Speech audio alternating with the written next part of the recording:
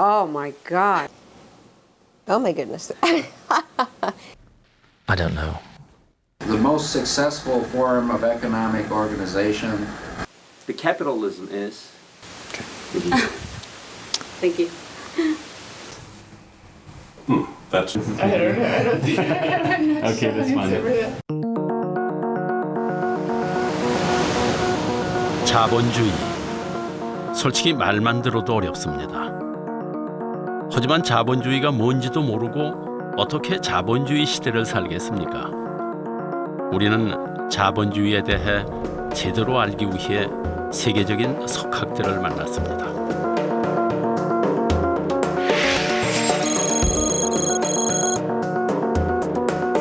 Capitalism is the free market system. Finance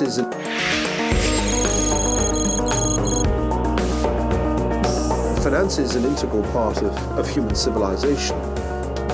Money is what they call a veil, a curtain.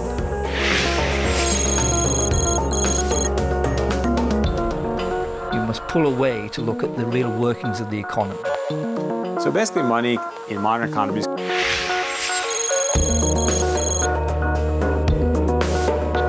So basically money in modern economies comes from a central bank which prints pieces of paper.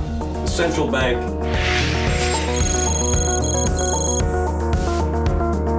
The central bank is the bank for bankers.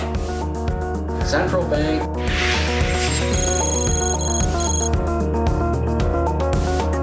Central bank is a financial institution that works to stabilize an economy financially and alleviate depressions. So what they're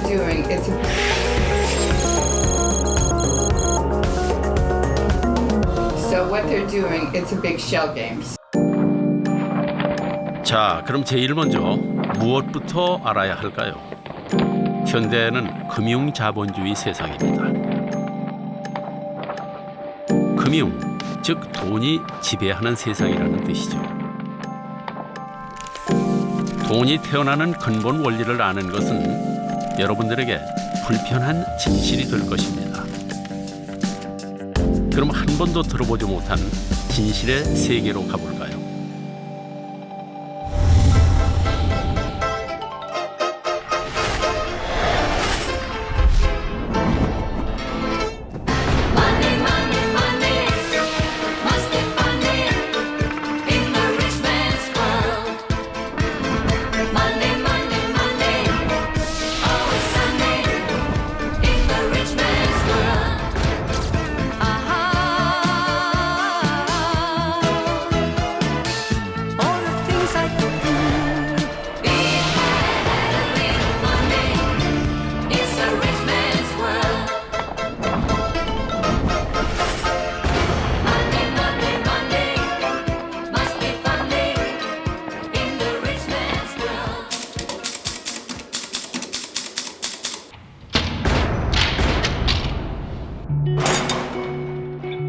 자본주의 세상에서 돈 없이는 한순간도 살 수 없습니다.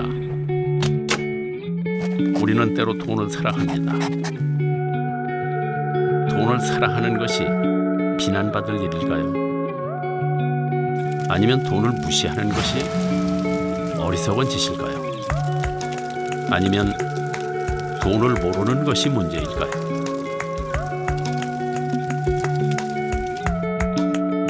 금융 자본주의 시스템은 우리나라에서 만든 시스템이 아닙니다. 영국에서 시작돼서 미국에서 발전된 시스템입니다. 우리뿐만 아니라 전 세계의 금융 시스템은 대동소이합니다. 우리는 오늘 때로는 미국이나 영국 얘기를, 때로는 한국 이야기를 할 것입니다. 그러나 이들은 서로 다르지 않습니다. 돈이 도는 근본 원리는 다 똑같기 때문입니다. 돈이란 도대체 무엇일까요? 역시 어려운 질문입니다. 그래서 쉽게 물가 얘기부터 해보도록 하겠습니다. 우리 어렸을 때는 짜장면 한 그릇이면 정말 최고의 외식거리였습니다.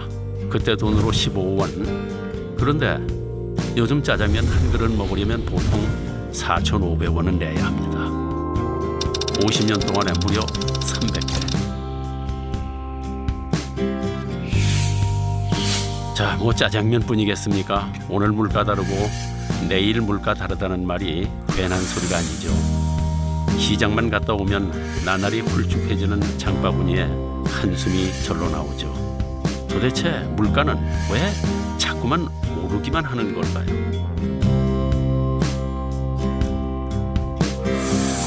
물론 가격에 대해 학교에서 배우긴 했습니다. 바로 수요 공급 법칙.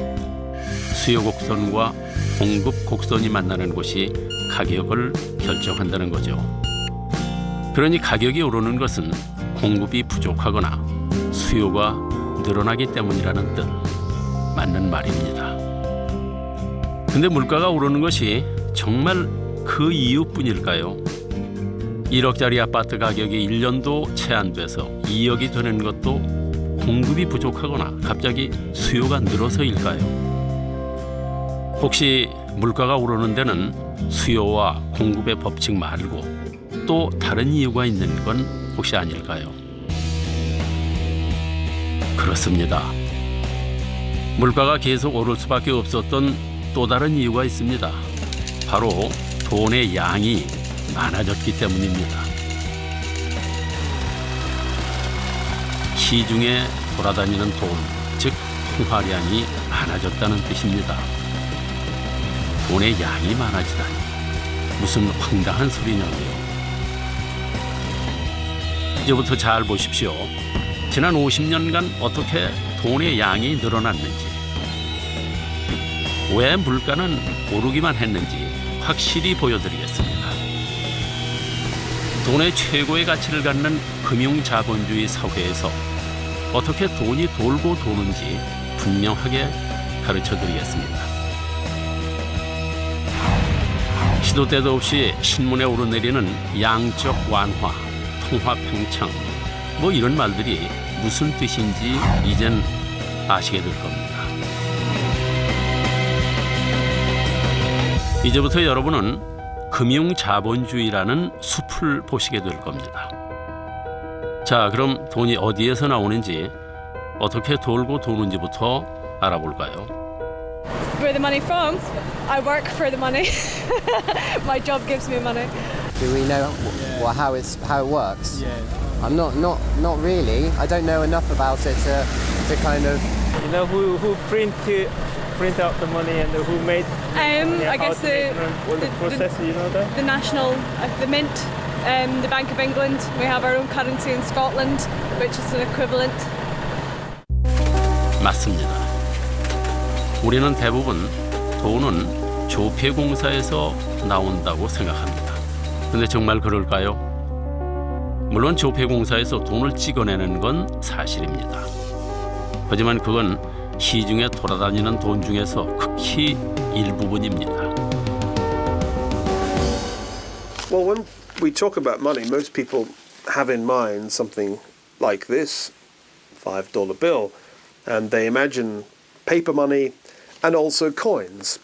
And of course, that is part of money, but most money, in fact, today is invisible. It's in banks.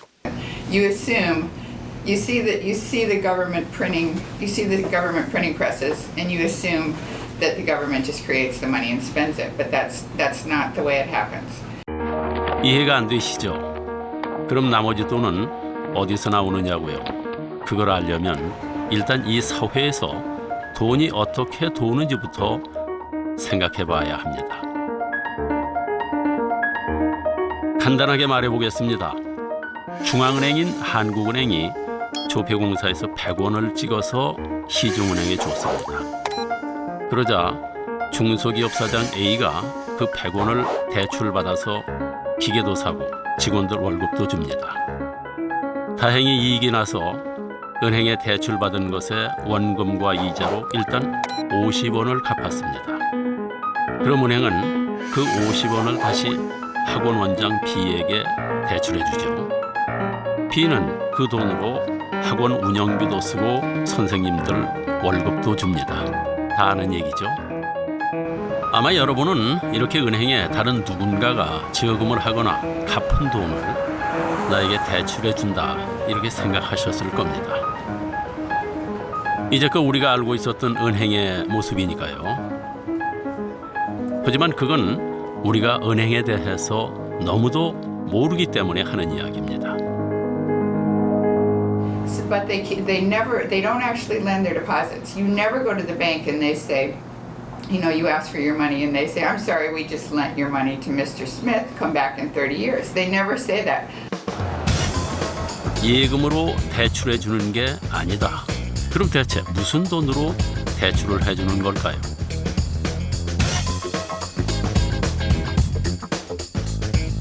생각해 보십시오. 만약 방금 얘기했던 것처럼 돈이 돈다면 시중에 있는 돈은 딱 100원뿐입니다. 말도 안 됩니다.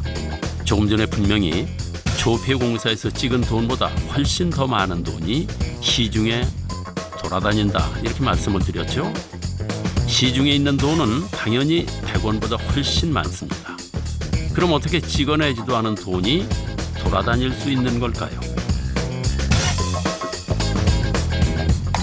내가 100원을 벌어서 그대로 금고에 넣어두면 돈은 계속 100원뿐입니다. 은행도 마찬가지죠. 내가 예금한 100원을 그대로 두면 돈은 계속 100원뿐입니다. 그런데 은행은 이걸 그냥 넣어두지 않습니다.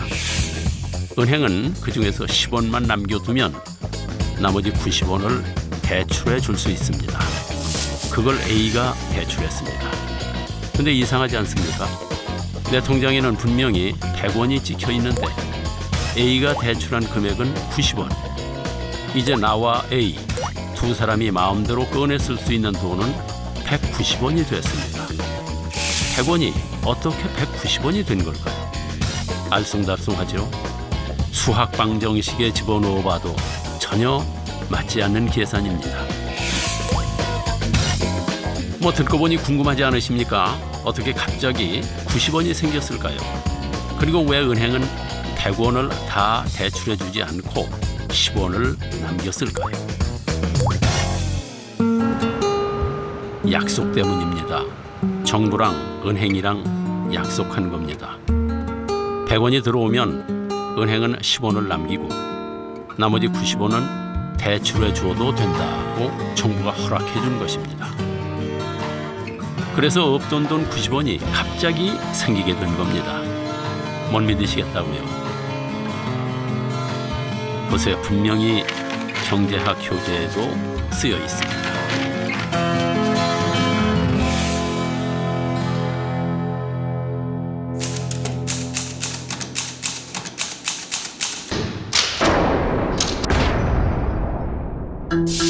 그리고 이 원리를 그대로 적용한 것이 바로 1963년 미국 연방준비은행 FRB에서 만든 업무 매뉴얼 현대 금융 원리입니다.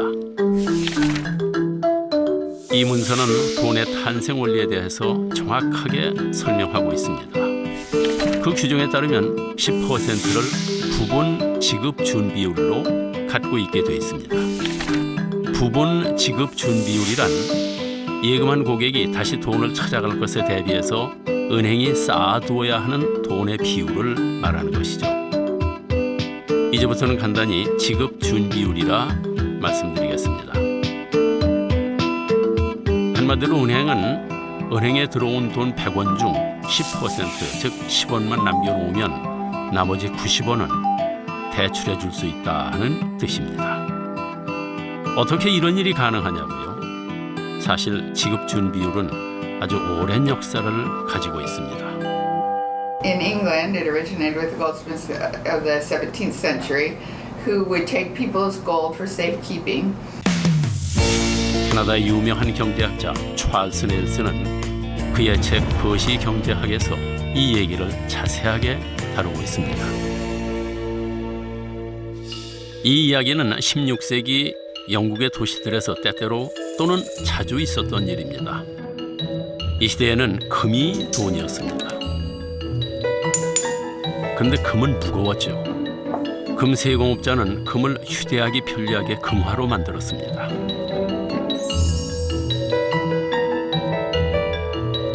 그리고 그걸 보관하기 위해 금고를 마련했죠. 사람들은 자신이 소유한 귀중한 금을 보관하기 위해서 금세공업자의 금고를 빌렸습니다. 그럼 금세공업자는 보관증을 써주었죠. 보관증만 가져오면 언제든 금을 내주겠다 하는 뜻입니다. 물론 보관료도 받았습니다. 얼마간의 시간이 지나자 사람들 사이에서는 금화 대신 보관증이 돌아다녔습니다. 금화보다 훨씬 가볍고 언제든 금세공업자에게 가서 주면 다시 금화로 바꿀 수 있기 때문이었죠. 그것을 본 금세공업자는 깨달았습니다. Clients who store their gold in my vaults want gold coins instead, and not all at once. 금세공업자는 재치를 발휘합니다. 사람들이 맡겨둔 금화를 빌려주고 이자를 받기로 하죠. 대출이 잘 갚아지는 한 아무도 눈치챌 수 없을 거라고 생각합니다.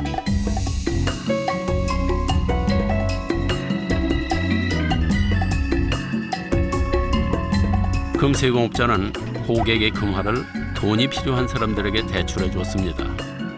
그리고 대출하면서 받은 이자로 많은 이익을 남기게 됐습니다.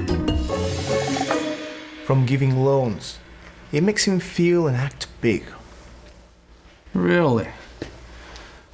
It's not a complete lie that he invests a lot of money into the India trade.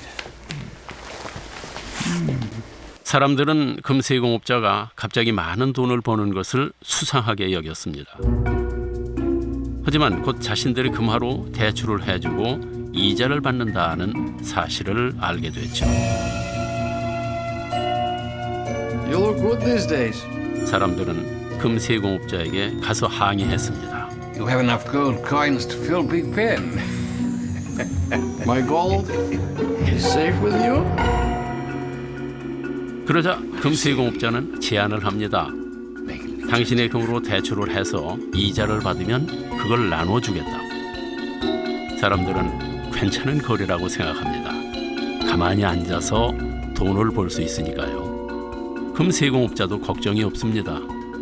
대출 이자가 항상 예금 이자보다 많았으니까요.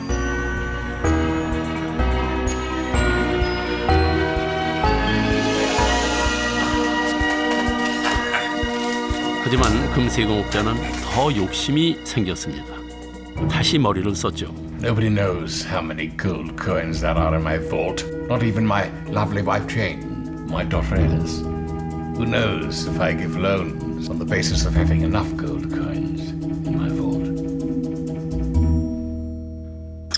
금세공업자는 금고에 있지도 않은 금화를 마음대로 빌려주기 시작한 겁니다. 하지만 사람들은 금세공업자가 없는 돈을 만든다는 사실을 꿈에도 몰랐죠. 어떻게 그걸 상상이나 했겠습니까? Goldsmiths early on discovered that they could issue up to 10 times as many receipts as they had gold, and nobody would be the wiser because people didn't come for their gold more than about 10% of the time. So that's the basis of our 10% reserve requirement even today. 그렇게 있지도 않은 금화에 이자 수입까지 벌어들이다 보니 어느새 금세공업자는 엄청난 부를 축적한 은행업자로 대변신을 하게 됩니다. 그제야 사람들은 금세공업자를 의심하기 시작했죠.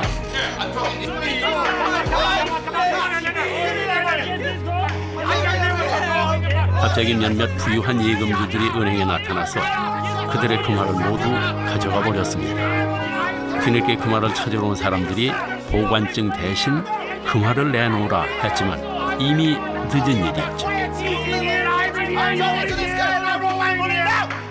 있지도 않은 금화까지 빌려주었으니까요. 바로 뱅크런이 일어난 것입니다. 은행에 돈을 맡긴 사람들이 한꺼번에 돈을 인출하는 현상, 뱅크런. 현대에도 아무리 건전한 은행일지라도 뱅크런이 일어나면 망하게 돼 있습니다. 은행이 가장 두려워하는 일이죠. We're going to go get our money back from the bank would fail because it doesn't have nearly 100% of all that cash on hand.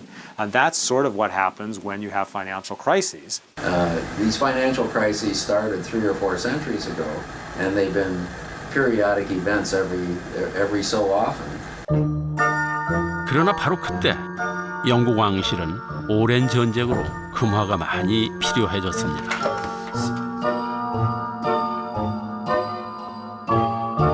I have a proposal for you.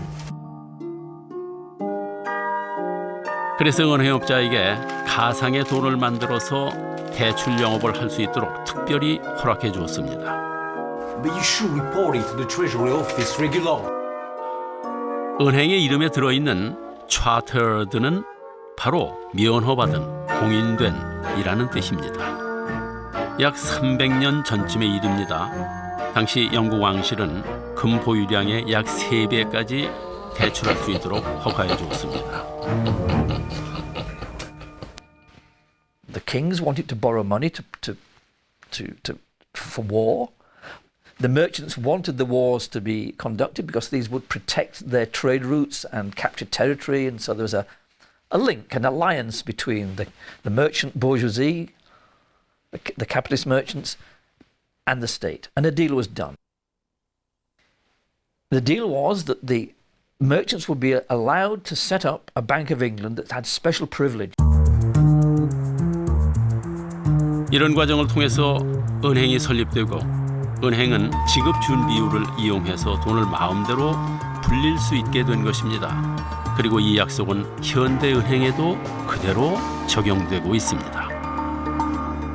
But in fact, a large fraction of the amount that's been deposited at most banks is not in the bank at any one point in time. It's been loaned out. Their ratio of what they keep on hand, their reserve ratio, typically something like 10%. 자, 그러면은 지급 준비율이 10%인 경우에 돈이 얼마나 불어나는지 계산해 보겠습니다. 자, 이번에는 돈을 좀 늘려 보겠습니다.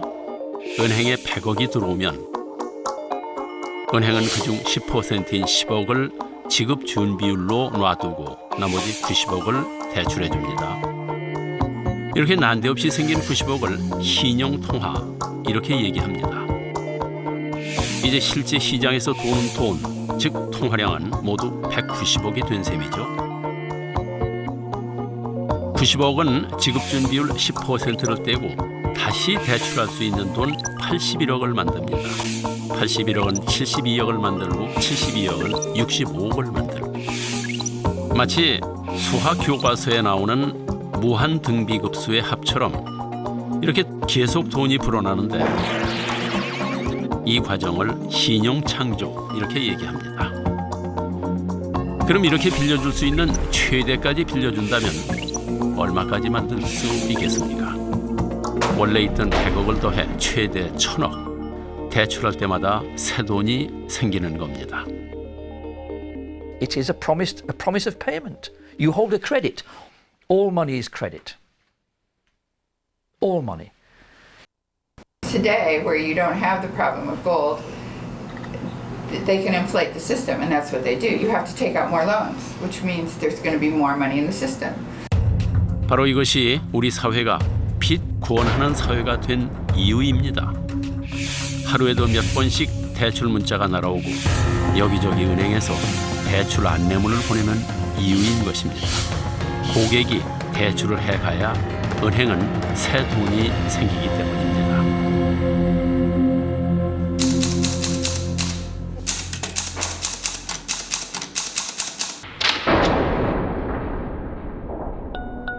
지급 준비율이 적을수록 은행은 더 적은 돈만 남기면 됩니다.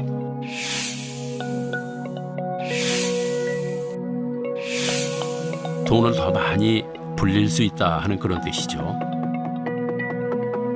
우리나라는 중앙은행인 한국은행이 결정합니다. 우리나라의 현재 지급 준비율은 평균 3.5% 내외. 자, 그럼 평균 지급 준비율을 3.5%다 이렇게 가정하고 돈이 얼마나 불어나는지 볼까요? 한국은행이 애플은행에 5천억 원을 대출로 공급합니다. 그럼 애플은행은 이 돈을 대기업 사장 남자 1호에게 대출해 주죠. 남자 1호는 그 돈을 A에게 재료값으로 줍니다. A는 그 중에서 5% 정도인 250억 원을 회사 금고에 현찰로 넣어놓고 쓰고 나머지 4,750억 원은 은행 통장에 예금해놓고 사용한다고 가정하겠습니다. 이 돈은 오렌지은행의 A의 예금 계좌로 들어가게 됩니다. 그럼 오렌지은행은 A가 예금한 돈의 3.5%인 166억 3천만 원을 지급준비금으로 떼어놓습니다. 그리고 나머지 4,583억 8천만 원을 남자 2호에게 대출해주죠. 남자 2호는 B씨에게 지불하고 B씨는 역시 5% 정도만 현찰로 두고 나머지 금액은 바나나 은행에 예치합니다. 이런 식으로 계속 반복되죠. 그럼 얼마로 늘어날까요? 대출할 수 있을 때까지 다 대출한 경우에 모두 6조 60억 원이 됩니다. 5천억이 6조 60억이 되다니 신기할 따름이죠. 여하튼 새 돈이 생기는 방법은 아주 간단합니다. The basic unit of account in a financial system, the money, is mostly just invisible and exists only as entries on a computer screen. So what they're doing, it's a big shell game. So basically what they're saying, we don't necessarily have the money, but when you come for it, we'll get the money. We'll get it real quick. So they can write you in advance. 새 돈이 만들어지는 과정은 뚜껑을 열 때마다 살짝 더 작은 인형이 나오는 러시아 인형과 같습니다. 돈은 은행에 들어갈 때마다 계속 불어나게 돼 있습니다.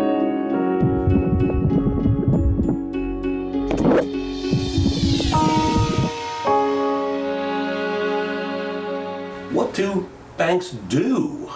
I mean, they play with other people's money. They make money with other people's money.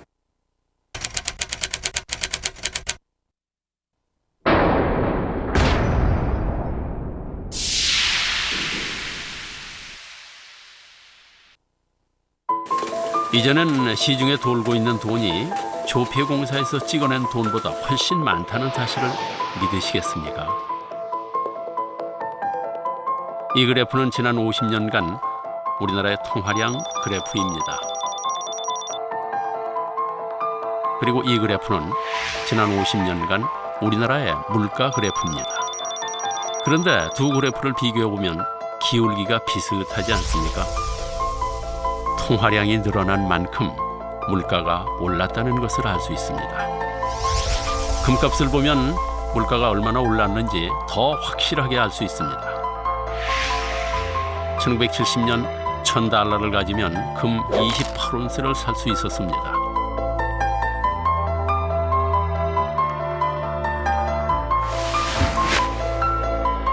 그런데 2012년 2월 1일 금 시세는 1온스당 1,738달러.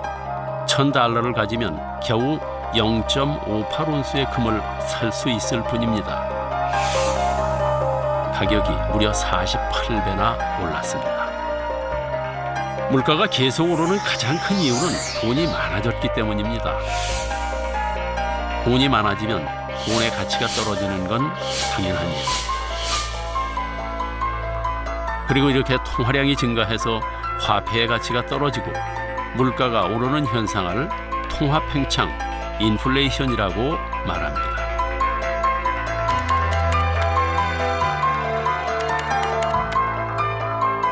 자, 이쯤 되면 머리가 지끈거리고 왜 내가 이걸 알아야 하나 하는 생각이 드실 겁니다.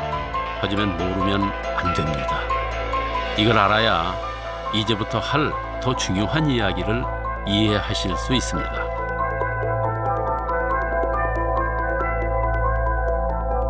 Capitalism. Capitalism. Capitalism. Capitalism. Capitalism. Capitalism. Capitalism. Capitalism. Capitalism. Capitalism. Oh my God. You want me to say something about capitalism?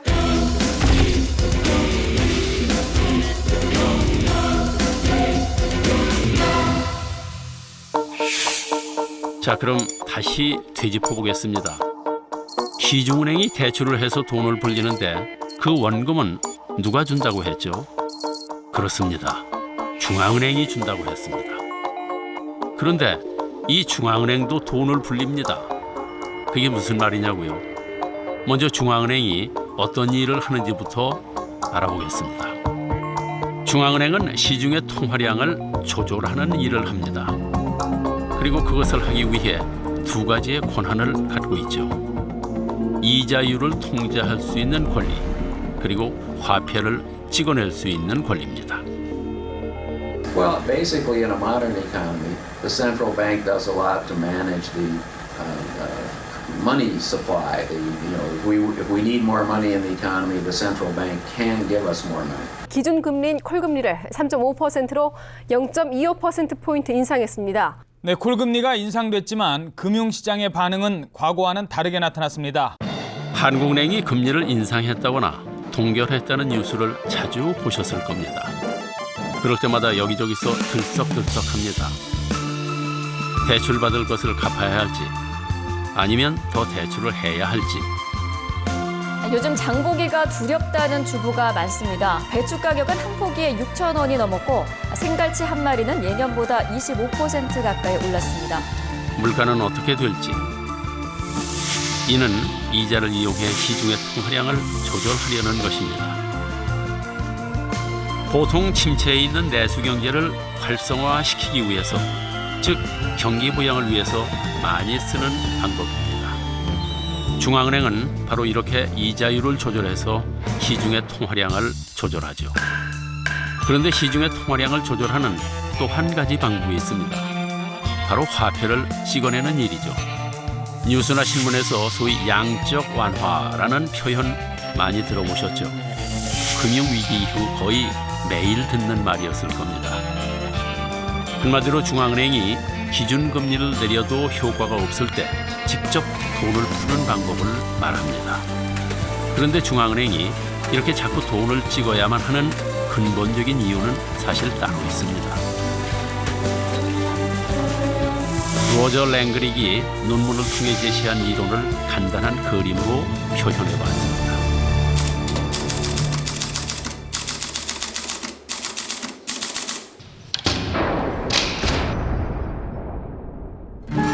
섬이 하나 있습니다. 이 섬은 외부와 전혀 소통하지 않는 단일한 통화 체제를 갖고 있다고 가정해 보겠습니다. 이 섬에는 중앙은행 A와 시민 B, 시민 C 세 사람이 삽니다. 중앙은행 A가 발행한 돈은 딱 10,000원. 이 돈을 시민 B가 연이율 5%로 빌렸습니다. 그러니까 1년 뒤에 이자 500원을 더해 1,500원으로 갚기로 한 것이죠. B는 빌린 10,000원을 주고 C에게서 배를 한 척 삽니다. B는 열심히 고기를 잡아 돈을 봅니다. 자, 그럼 B는 과연 1년 뒤에 1,500원을 갚을 수 있을까요? 답은 갚을 수 없다입니다. 왜냐하면 섬에 있는 돈은 딱 10,000원. 이자 500원은 어디에도 없기 때문입니다. 은행 시스템에는 애초에 이자가 없습니다. 그럼 어떻게 할까요? 이자를 갚으려면 방법은 딱 하나. 다시 돈을 찍어낼 수밖에 없습니다. 중앙은행 A가 500원을 더 발행하고 그걸 누군가 대출하는 겁니다. 이제 섬에 있는 돈은 모두 1,500원. 만약 B가 열심히 일해서 섬에 있는 돈을 모조리 벌면 빌린 돈과 이자를 다 갚을 수 있게 되죠. 그런데 가만. 그럼 D가 빌린 500원의 원금과 이자는 또 어떻게 될까요? 또 만들어야 하고 또 누군가 빌려야 합니다. 결론은 이자가 없기 때문에 중앙은행은 계속 돈을 찍어낼 수밖에 없는 것입니다. The only way to get the money to pay the interest on the previous loans is to take out more loans, and that will expand the money supply, which will devalue the value of any particular piece of currency. In other words, because there are more of them, they're going to buy less, you're going to have inflation. Okay, so each dollar bill will be able to buy less goods and services. So when governments print money, you get inflation. 은행이 대출을 통해 돈을 불리는 경우뿐만 아니라 중앙은행이 화폐를 찍어 돈을 불리는 경우에도 인플레이션이 발생합니다. 사실 인플레이션은 누구나 다 좋아합니다. 일단 돈이 많이 도니까 흥청망청 쓸 수 있는 것이죠. 집도 사고 차도 사고 잘 사는 것 같습니다. 아무도 나중에 어떻게 될지는 생각하지 않습니다. 인플레이션이 얼마나 위험한 것인지 잘 모르는 것이죠.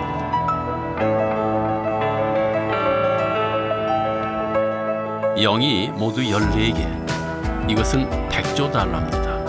아프리카 대륙에 위치한 짐바브웨에서 2008년에 실제로 사용했던 짐바브웨 달러입니다. 이때 짐바브웨는 한 해 최고 2억 3,100만 %라는 상상 초월의 물가 상승률을 기록했습니다. 바로 하이퍼 인플레이션 상태.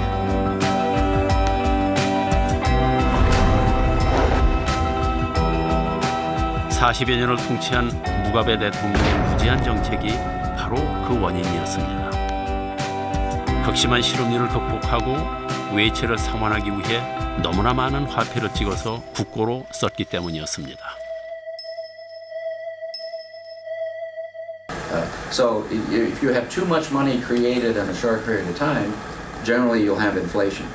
And so that's the danger. If the Federal Reserve creates too much money, you might have inflation. 지금까지 중앙은행이 왜 돈을 불리는지 그리고 과도한 경우에 어떤 일이 벌어지는지에 대해 알아봤습니다. 그런데 우리의 통화 시스템에는 항상 이자가 없다는 사실은 또 다른 끔찍한 상황을 만듭니다. B는 대출한 돈 10,000원과 이자 500원을 갚기 위해 열심히 일했습니다. 그래서 섬에 있는 1,500원을 다 벌어 빚을 갚았습니다. 그럼 D는 은행에서 빌린 500원을 어떻게 갚을까요? 당연히 못 갚습니다. 파산하게 되는 거죠. 즉 내가 이자를 갚으려면 누군가의 대출금을 가져와야 합니다. 그래서 현대 금융 시스템에서 빚을 갚는 건 개인한테는 좋은 일이지만 또 다른 문제를 일으킬 수 있습니다. 돈이 적게 돌면 결국 누군가는 이자를 갚을 수 없게 되고 그럼 그 사람은 파산할 수밖에 없기 때문이죠.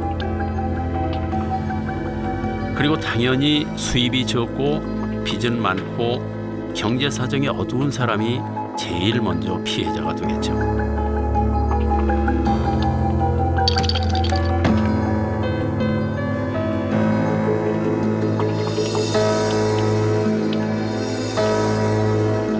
이 세상에는 여러 보존의 법칙이 있습니다. 에너지 보존 법칙, 운동량 보존 법칙 등등. 현대 금융 시스템은 바로 빚 보존 법칙이 지배하는 시스템이죠. 누군가 빚을 갚으면 누군가는 파산하게 됩니다. 모든 돈이 빚에서부터 시작되기 때문입니다. 그래서 자본주의 사회는 경쟁이 필연적입니다. 이자 시스템이 존재하는 한 다른 이의 돈을 뺏기 위해 경쟁할 수밖에 없게 되어 있습니다. 우리는 저마다 살아남기 위해 싸웁니다. 바로 이것이 우리가 매일 돈 하고 사는 이유죠.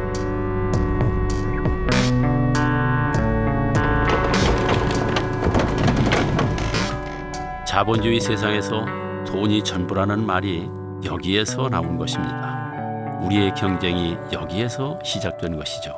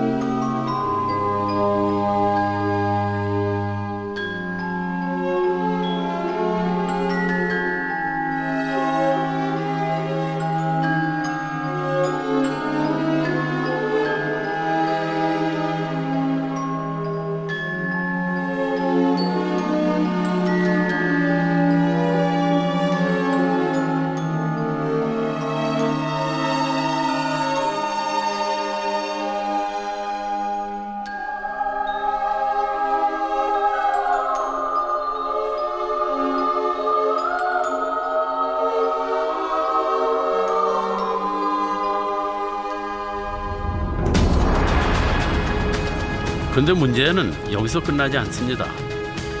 이런 일이 연속으로 벌어지면 시중에 돈의 양이 줄어들게 됩니다.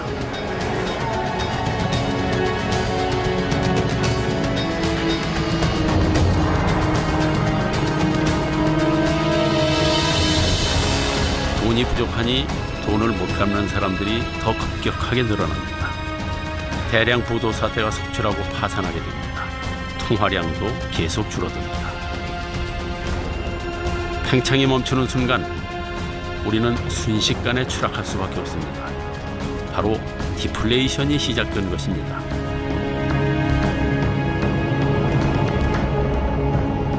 디플레이션이 일어나면 돈이 돌지 않기 때문에 여기저기서 거품이 터지기 시작합니다. 일단 돈이 없으니까 기업이 위축됩니다. 생산과 투자를 줄이게 되죠. 직원을 새로 뽑기는커녕 일하던 사람들도 내보냅니다. 일자리가 부족해집니다. 돈을 벌기가 힘들죠. 여기저기서 돈 없다는 소리가 들립니다. 그래서 디플레이션은 누구나 싫어합니다.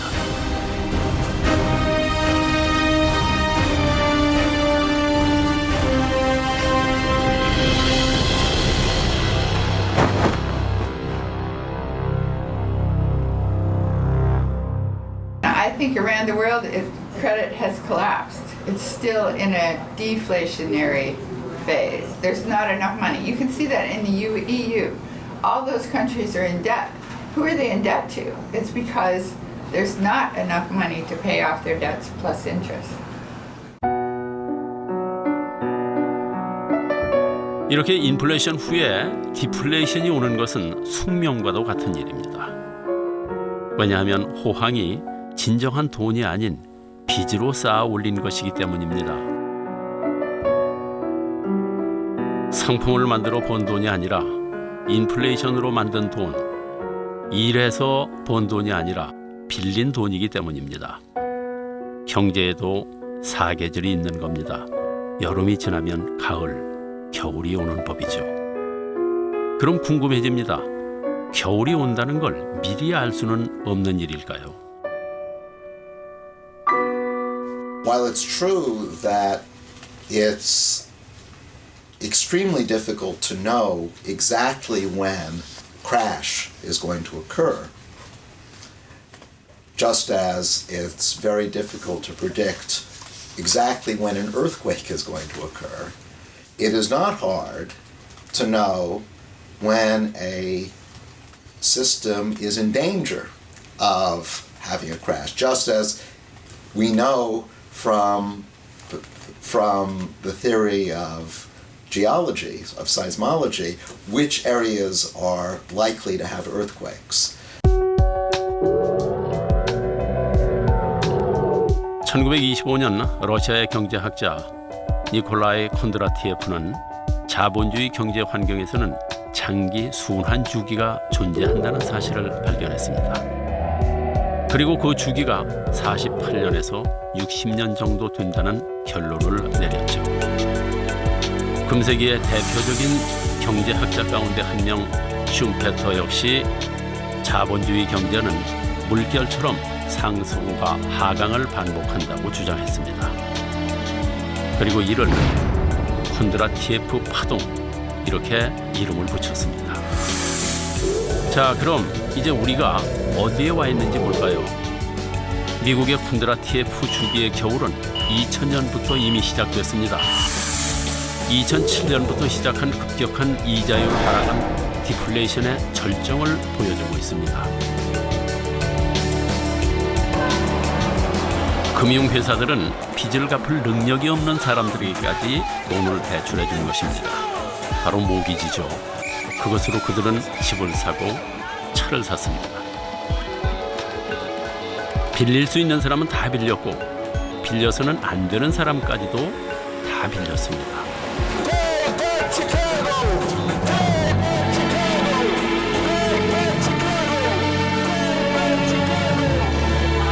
그런데 부동산 가격이 추락하니까 빚을 갚지 못하는 사람들이 속출을 했습니다. 금융위기가 시작된 것입니다. 우리나라도 상황은 비슷합니다. 우리의 아버지들은 집값은 항상 오르는 것으로 알았습니다. 하지만 그건 콘드라티예프 주기의 여름에 사셨기 때문입니다. 이제 우리는 부동산 가격이 계속 떨어지는 것을 두 눈으로 목격하고 있습니다. 이제 왜 금융위기가 일어났는지, 왜 해결될 기미가 보이지 않는지, 왜 부동산 가격이 좀처럼 오르지 않는지, 왜 젊은 사람들이 취직을 못하는지 아시겠습니까? 갚아도 없어지지 않는 빚. 우리는 결코 갚을 수 없는 부채 사슬에 묶여 있는 것입니다. 그리고 위기의 희생자는 언제나 힘없는 우리들 중에 누구입니다. It's not a democratic system. It's a private banking system. For bankers, by bankers, for bankers.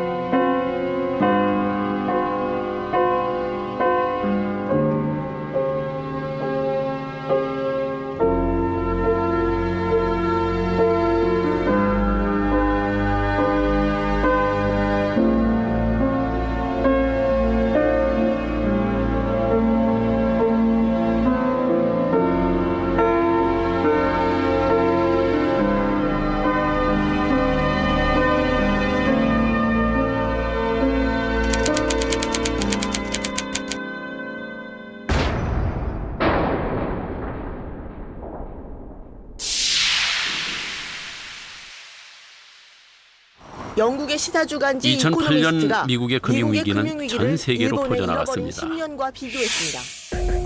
뉴스와 신문은 연일 미국의 FRB가 무엇을 했는지, 미국의 경제 상황이 어떤지, 그래서 우리나라의 전망은 어떤지를 분석하는 기사를 쏟아냈습니다. 하지만 전 세계는 아직도 불황의 터널에 있습니다. 물론 우리나라도 마찬가지입니다. 그런데 왜 이렇게 미국 하느냐고 생각하시는 분들도 계실 겁니다. 미국이 뭘 하든 어찌 됐든 내 지갑 속의 돈과 무슨 상관인가 하실 겁니다. 생각해 보십시오. 우리나라는 자원이 거의 없습니다. 석유도 철광석도 나무도 거의 다 수입하죠. 그런데 그런 걸 사려면 달러가 필요합니다. 세계의 수많은 돈 중에서 가장 의미 있는 돈은 달러뿐입니다. 달러가 기축통화이기 때문이죠. 자, 그럼 달러는 어떻게 세계 기축통화가 됐을까요?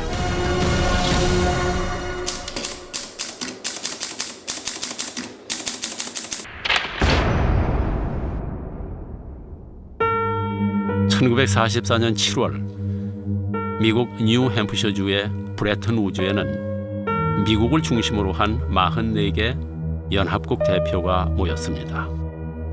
그들은 외환 금융시장을 안정시키고 무역을 활성화한다 하는 그런 목적으로 브레튼 우즈 협정을 맺었습니다. $35를 내면 금 1온스를 내주겠다고, 각국의 통화를 달러에 고정시킨 것입니다. 미국의 달러가 세계 기축 통화가 되는 순간이었습니다. 하지만 그들의 욕심은 거기서 끝나지 않았습니다. 베트남 전쟁으로 달러 가치가 하락하자 금으로 바꿔달라 하는 요구가 많아졌습니다.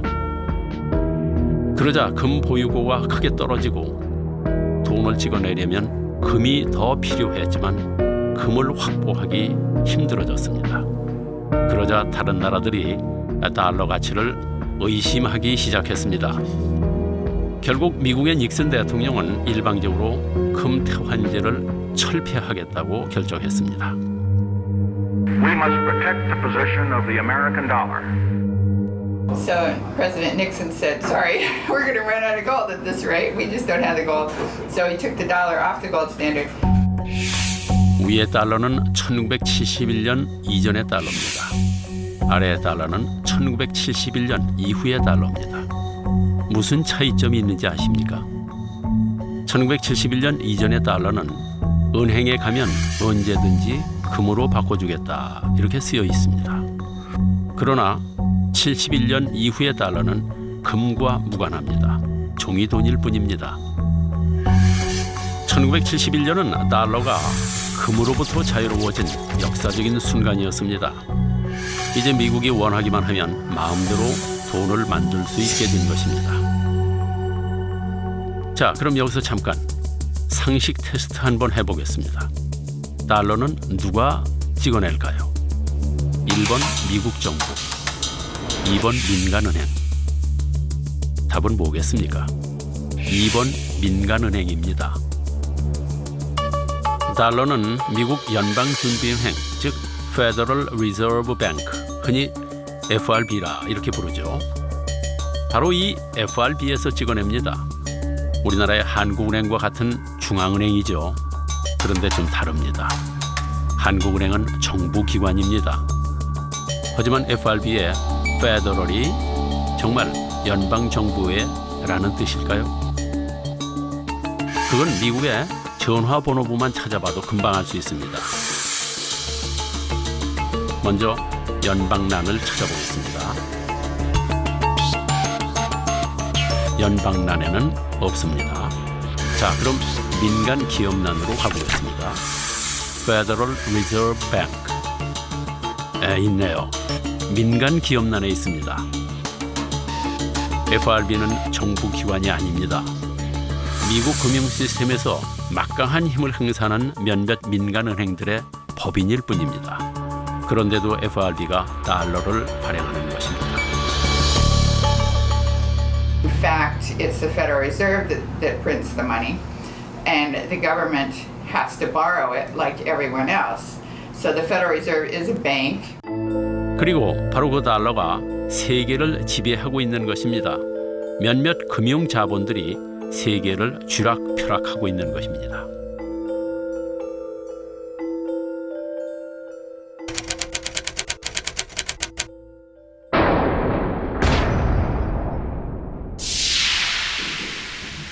There's an old saying that, the United States sneezes, the rest of the world catches cold. Well, people have been talking about becoming less dependent on the United States, so finding a new reserve currency, for instance. Well, that's all very fine, but there's no other country big enough, economically big enough, for its currency to serve as the reserve currency. I mean, basically the world is stuck with the United States, whether it likes it or not, for the foreseeable future. 결국 전 세계는 미국 금융에 운명을 맡기고 있습니다. 미국 하는 것이 마음에 안 들어도 어쩔 수 없는 일입니다. 그래서 돈의 흐름을 알려면 미국의 정책을 알아야 합니다. 이것이 바로 나의 지갑이 세계 경제와 그리고 미국 경제와 연결돼 있는 이유입니다.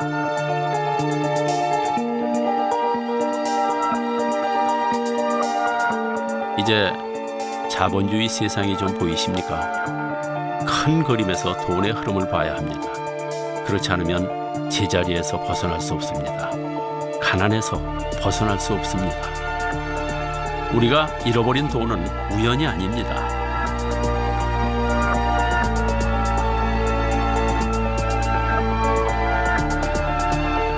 시작부터 잘못된 통화정책과 탐욕스러운 금융자본의 그 첫 번째 책임이 있습니다. 물론 빚으로 만든 돈을 흥청망청 쓴 우리의 잘못도 큽니다. 하지만 확실한 건 돈이 돌아가는 원리를 모르면 희생자가 될 수밖에 없다는 사실입니다. 돈을 최고의 가치로 여기는 금융자본주의 세상에서 빚은 돈입니다. 돈은 빚입니다. 이자가 없는 세상에서 우리는 언제 의자를 뺏길지 모릅니다. 그래서 우리는 돈의 노예, 빚의 노예일 수밖에 없는 것입니다. 나무가 아닌 숲을 보는 안목이 필요합니다.